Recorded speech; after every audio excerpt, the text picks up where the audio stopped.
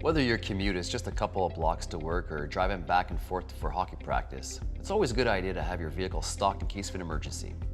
I'm Eric with Master Technician Search, and we're here to break down the items we recommend including in your vehicle emergency kit during the fall and winter when driving conditions can be dangerous due to weather.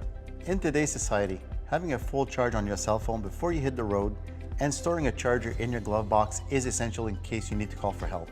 Vision is also critical when you're stuck on the side of the road, so make sure you pack a flashlight with extra batteries, a sturdy windshield scraper, and reflectors. Always use caution if you're pulled over and place the reflectors approximately 3 meters behind the vehicle. Jumper cables are another must-have in your vehicle. It allows for an easy fix in case your battery dies. If you're nervous or unsure how to use the cables, ask your Hyundai technician to give you a demonstration. This small list of items can easily be stored in your vehicle and will have you feeling more confident while on the road. Safe travels.